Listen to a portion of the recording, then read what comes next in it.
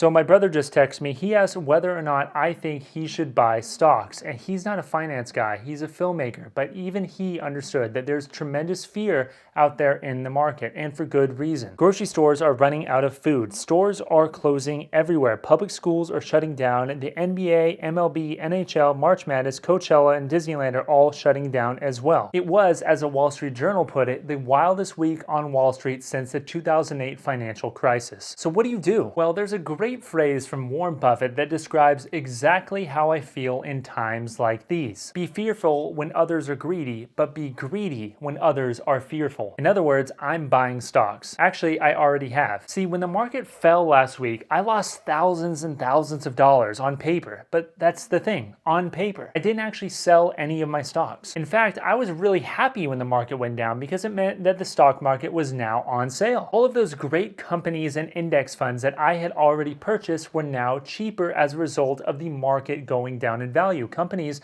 like Apple, Amazon, Facebook, Google, and of course, my favorite index fund, VTI, were now all of a sudden cheaper because the market had moved dramatically downward. But I didn't really care because Apple still makes iPhones, Amazon still delivers packages, Google still works, and of course, the index fund still holds all of those companies all over which are being productive every single day. The company stock is not the same as the company itself. Just think about it. Imagine you are walking by the Apple store on your way home from work every single day for a couple weeks, eyeing that brand new iPhone that you wanted so much. You would have purchased it, but it was $1,000 and you didn't want to spend $1,000 on an iPhone. Day by day, you go walking by the store. Every day you see it's listed as $1,000. You still really want that iPhone, but again, it has not changed in price. Now the next day is your lucky day. You walk by the Apple store and all of a sudden they're having a sale, 20% off that very iPhone that you had eyed for so long. Now all of a sudden it's $800, not $1,000.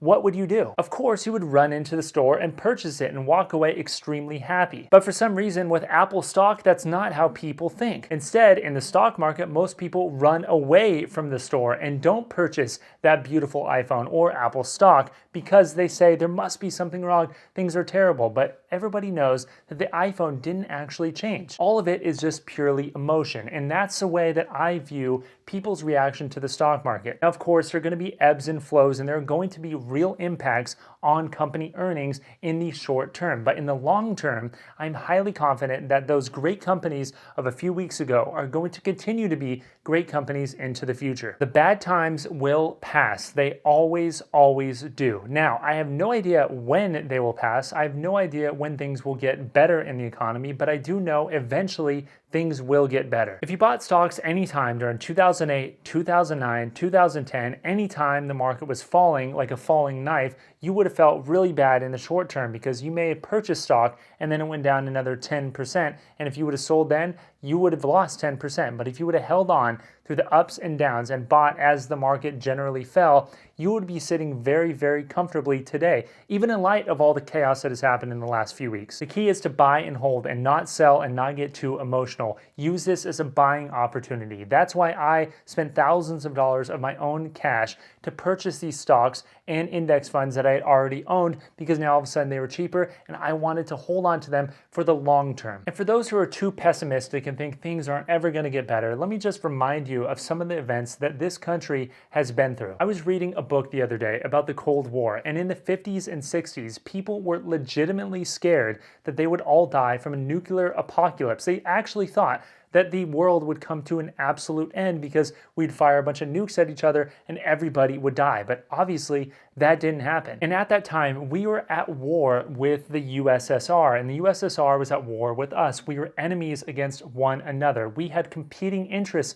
against one another. So the threat of a nuclear apocalypse was not something remote. It was ever present and it was real. But today, we are all fighting the exact same enemy, a disease, not an ideology, not another country. We are not at war with one another. We are coming together as a world to provide resources, technology, and investment in order to defeat this worldwide global pandemic that knows no borders whatsoever. Besides those ridiculous people hoarding toilet paper, this is bringing out the best in people. Now, I'm not a financial advisor, so of course, do your own research before you make any financial decisions. But this is advice that I am following myself. Be an optimist. Be fearful when others are greedy, but be greedy when others are fearful. Build up an emergency fund for the inevitable times that you will need it. Don't panic, and always buy into the market. Buy early, buy often, and never ever sell. Let me know what you guys think in the comments below. Give a like to the video and subscribe to the channel. I'll see you next time.